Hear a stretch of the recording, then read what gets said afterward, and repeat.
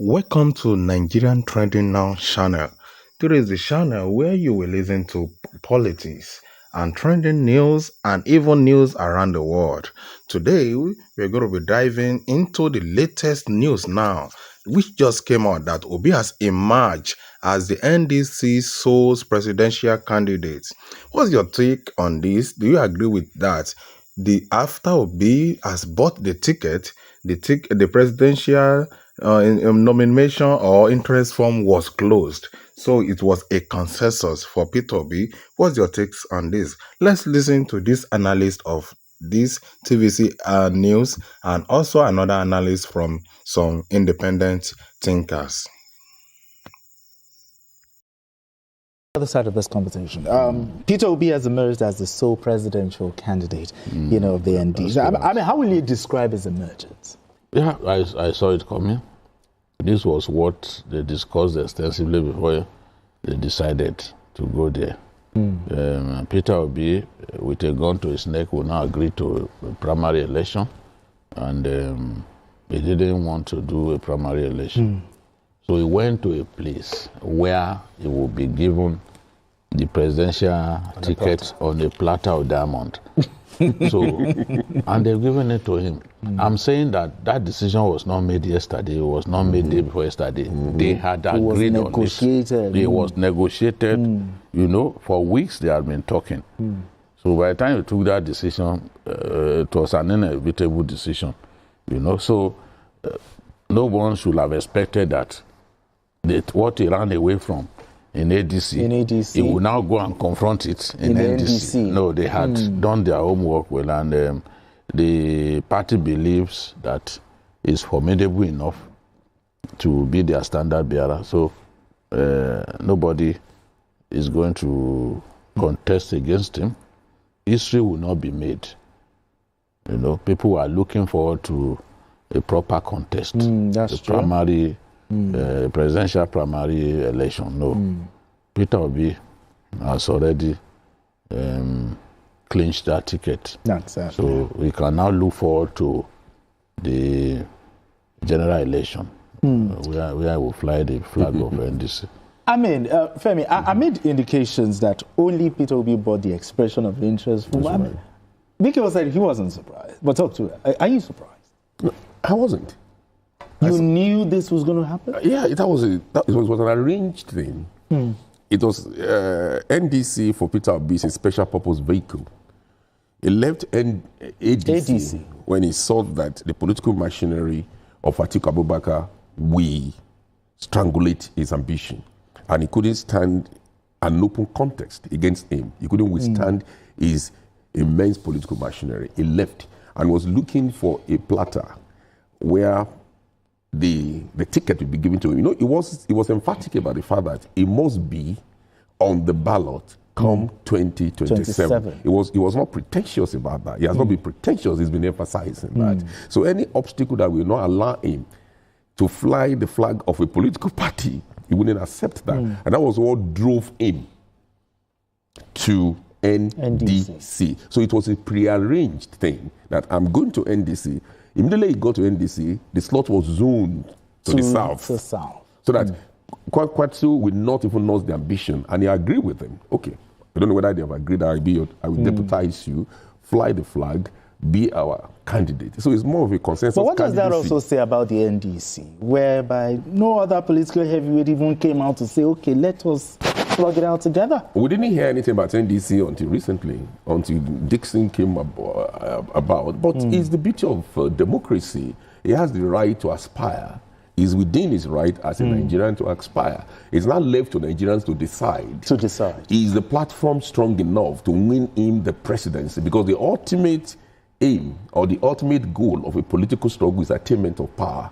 Can he attain power through the instrumentality of NDC? That is left to Nigerians to decide. But for now, he wants to be on the ballot, and he has gotten the ticket of NDC to be on the ballot. It was prearranged. He went there purposely to get the ticket, and he has gotten the ticket. What does he make of the ticket is the next question. Can he transit from a candidate to an elected president? That is left to conjecture and to the variables of democracy and Nigerians to decide whether he can achieve that. But that was what he wanted ab initio. That was what drove him away from ADC to NDC. And you can see that people in ADC, they are smarting from his, they call it act of betrayal, as it were, that he ditched them. Because they were expecting there to be a contest, but he knew that with everything lined up, there was no way he could match Atiku Abubakar Amechi. I think Atiku Abubakar, as it were. Abubakar is the guy with the macho within that political space. He's the major gladiator within the ADC, and everybody is scared of him. Now, if he unleashes his political machinery on the system, Peter Obi couldn't have matched him if he had stayed within the ADC. So he went to NDC so that he can flag the flag and satisfy his teaming followers that, okay, I'm a candidate, so what do you do for me? Even though the former River State governor said he's not scared, he will still go with the competition. You know, I think that one the ADC, he's not scared of it. But Biko, do you see the Peter Obi Kwakwanso, movement in the NDC as a game changer in opposition politics right now? I think it's a game changer. Kwankwaso brings tremendous grassroots support from Kano. Nobody can deny him that. And Peter Obi brings spread that Kwankwaso does not have. Kwankwaso showed from what transpired during the 2023 election that he cannot win beyond Kano. I thought he would even manage to win Jigawa, as close as Jigawa is to Kano. They are brothers. Distance, yes. He couldn't win. Katsina to Kano is about 2.5 hours. He couldn't win Katsina. So he won just Kano. But the votes from Kano, no state can muster the kind of votes that come from Kano. Comes from Kano. So not because Kano has the highest number of registered voters. Lagos usually comes up with the highest number of registered voters. But Lagos will never muster the kind of votes that you see from Kano. So it's a formidable partnership that they have. And NDC played this game well. It's okay. We will give him, we will zone this to the south, for 4 years. Because by the time 4 years end, they expect that power should go back to the north. They do not want the kind of thing that happened during the Jonathan era to happen again. When is the turn of the north, let the north have their thing. So that's why they said, okay, 4 years, after which it goes to the north. So, but if Obi wins, are we sure that he want to do just 4 years? Not many people believe that he will stay in office for just 4 years. To fix Nigeria will take more than 4 years. It will take more than 4 years. Of course, except if his goal is not to fix Nigeria. But if his goal is to fix Nigeria, he will need more time. But one thing is, if you work hard for the people, yes, the people will forget about tradition, convention, they will forget about unwritten codes, and they will allow you to continue. I'm very sure of that. If you are a popular leader, you are focused on working for the people. On their own, they will tell you to remain in office. So Peter Obi should be encouraged that you can get more than 4 years. If Nigerians want him to remain in office, if Nigerians want him to remain in office, beyond 4 years, they will give him their support. All right, gentlemen. Okay, gentlemen, let's move straight. Things going on in the politics, and today one of the news we're hearing is that Peter Obi has been cleared by NDC as a consensus candidate for the NDC, and they've also closed that chapter of people buying form for the presidential ticket. Okafor. Yeah, I think congratulations to all the Obedience family globally for this feat. I think any true Obedience today should be happy that the purpose of obedience is actually satisfied already. The purpose of obedience is simply predicated on P2B's being on the ballot as a presidential candidate and eventually, hopefully, becoming the president of Nigeria. Whatever other ancillary motives, maybe people running with his, running under his shoulder, all those are secondary. And it's not sufficient for any true obedient to be unhappy, because once P2B has found a spot, especially when it was increasingly becoming difficult for him to find a place, to run, I think every obedient should be happy. But two, I think a great appreciation to somebody in the person of Senator, His Excellency Senator Seraki Dixon, a builder, being courageous to build a home, because the Nigerian Constitution does not allow independent candidates. So taking the lead to build a party, and with his lieutenant, with his people, when they started building the party, people say, which is even obedient. If you mention NDC that time, obedient saying, what is NDC?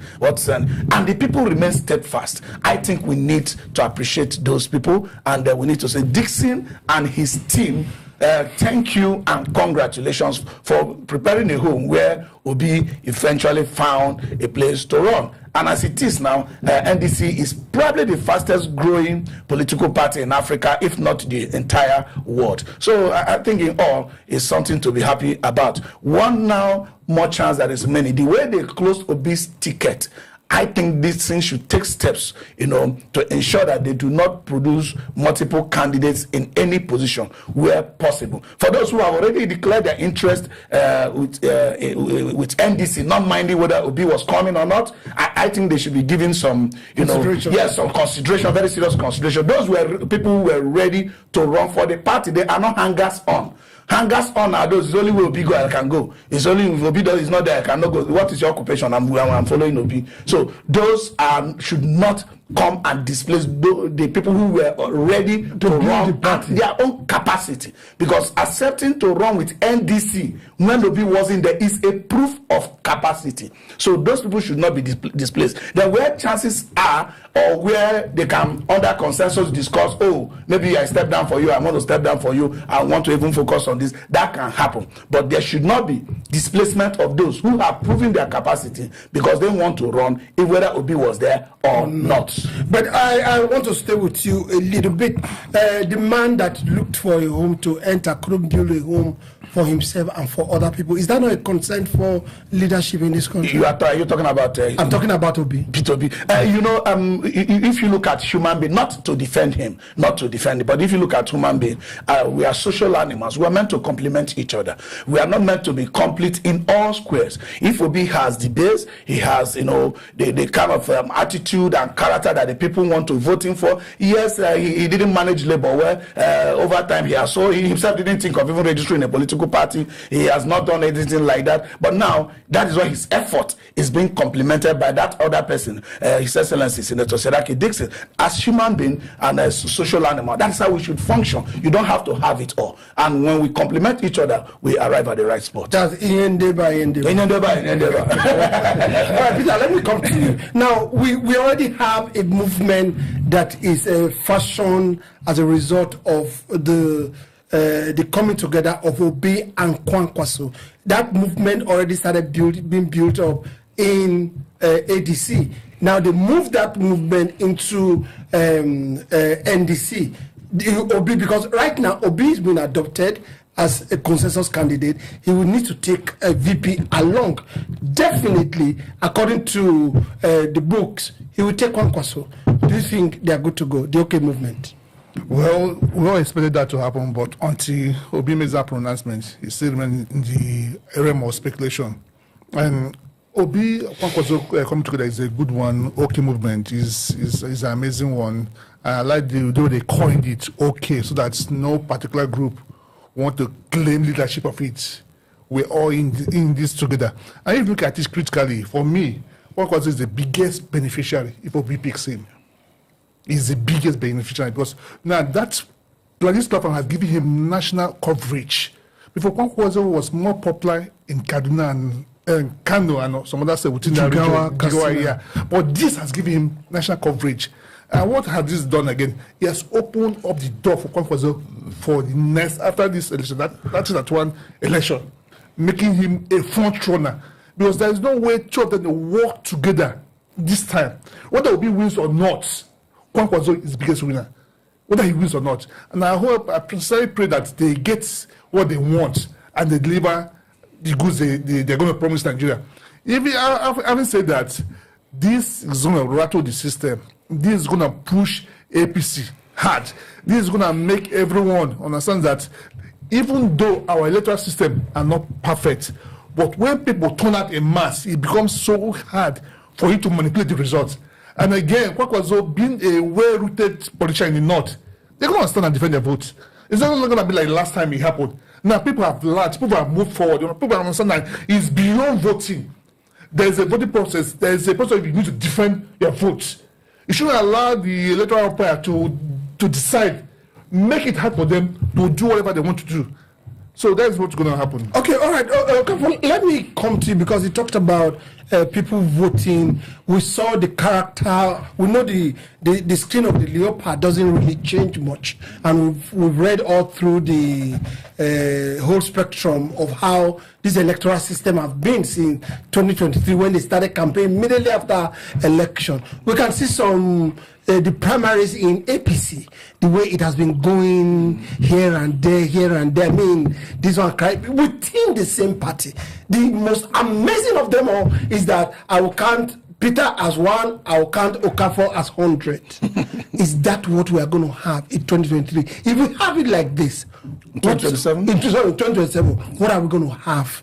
I mean, what's on the play? No, I have always said that my concern is that the electoral act of 2022 that was administered in 2023 in good faith is even better than what we have now.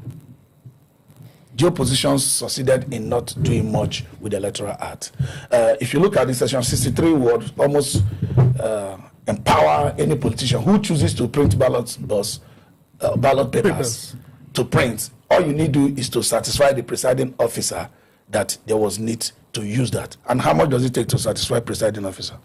So we are not expecting miracles, but like Peter said, Nigerians can decide that this election, we are going to invest seriously on the two parts, the voting and the counting. Why INEC reserves the right to count the election, they do not have the right to discount the election. So when the people say, oh, we are not going to allow INEC discount this election, no matter the method they are using, even though it's option A4, even though, we were laughing at Swadi the other time, he was saying, you will show up at the polling unit, you are credited manually, you vote manually. At the end of the day, even manual elections, when conducted properly, can still give you a credible election. Option A4. Option A4 brought the lineup. It can still give you a credible election. So the important thing is that the people should be determined that we are not going to allow INEC, should they choose to go the way of manipulating people's covenant with their thumb on who should lead them, the people should stand against it. And I just hope INEC knows how much Nigerians want to elect their leaders, so they don't go endangering their staff, endangering the coppers they post to all these areas, expecting them to do miracles. You can endanger their lives. Like I've always said, there's nothing that's going to happen in 2027 that has not happened before. Yeah. If Asiwaju wins election, there has been a re-election before. Somebody has won his re-election before. If he loses election, someone has lost his re-election bid before. Jonathan lost and heaven didn't fall.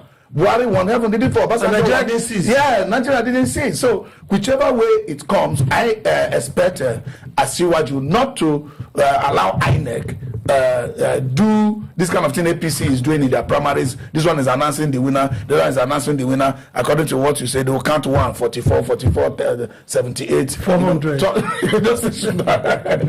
We don't want absurd, very, very terrifying. So we don't want things like that. And just to buttress what he said about Kwankwaso, I agree with him that Kwankwaso struck a bigger deal.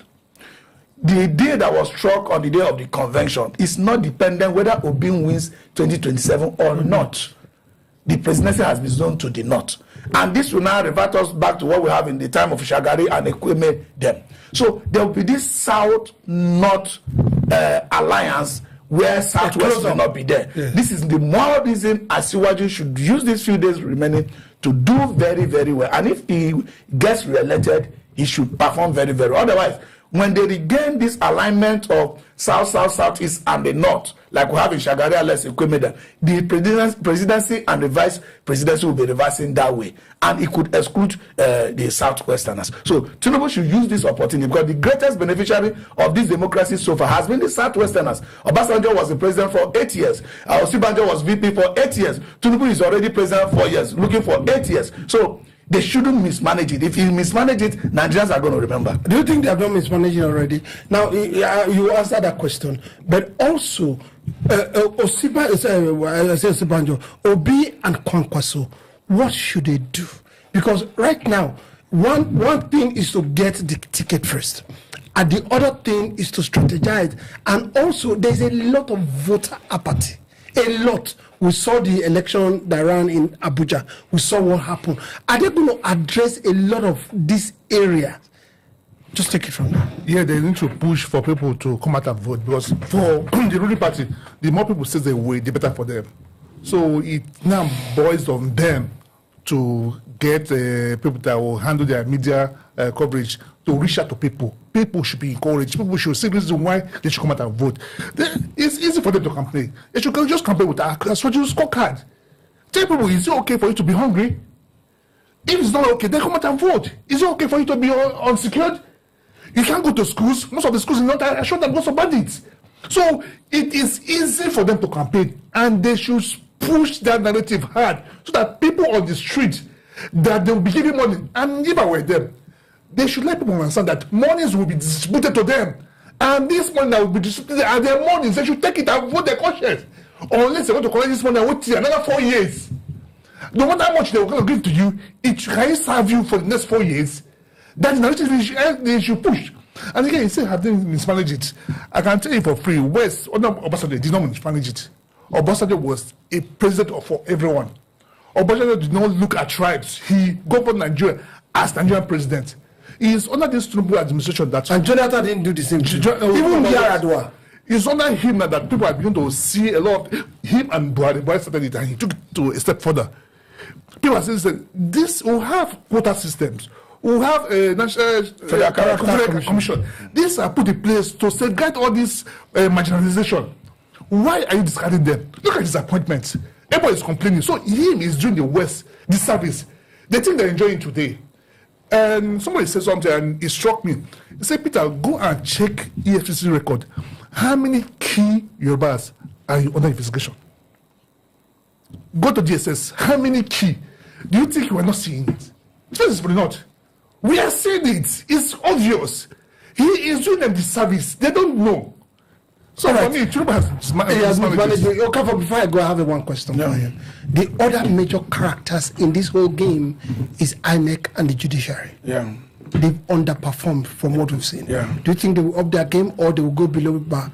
Well, I don't think the rot in the judiciary is going to disappear overnight, because the way they are being used to settle electoral scores and all that should not be their primary function. I don't think that judiciary should play a principal role in deciding who is our leader. It shouldn't be. They should only play a role in the process followed, whether they are legal or not. I've always said that a law should be made where the court does not reserve power to declare somebody a winner.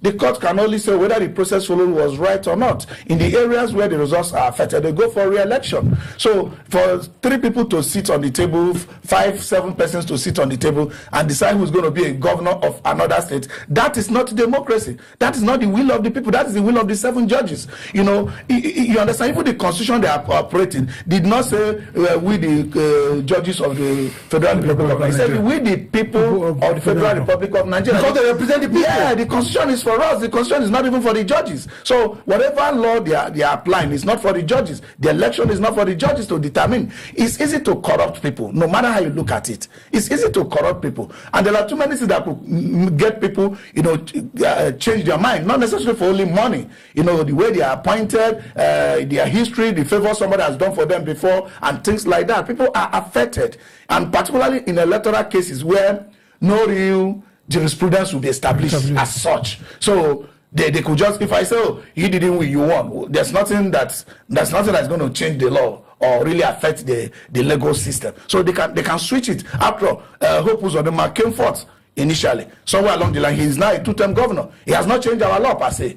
You understand? But we know the kind of injustice that somebody like Ihedioha, have seen in that matter. So we should not, the court, it should be a place of justice. You understand? It shouldn't be a place where injustice to people's votes should be coming. On the second where things act upon, for example, a bread can only be corrupted with the presence of a bacteria that can corrupt it. The people, should they be quiet?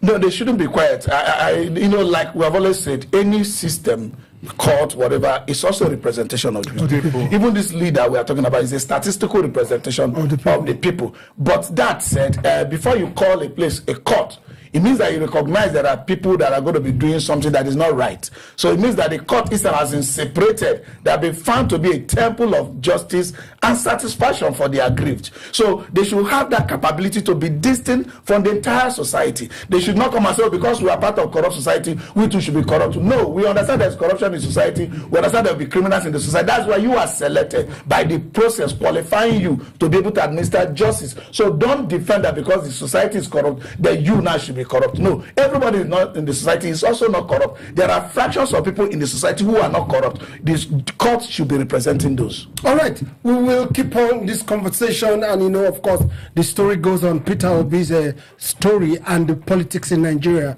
That's the season that we are on right now, and you keep on hearing from us. This landslide will soon be back.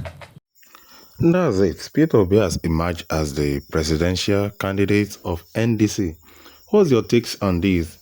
Is this okay by you? Drop your comments. Don't go without dropping your comment, and do make sure that you subscribe to this channel. See you next time. But do make sure you watch our next video. You can also click the link, the video showing on your screen to watch different videos coming up your way from us.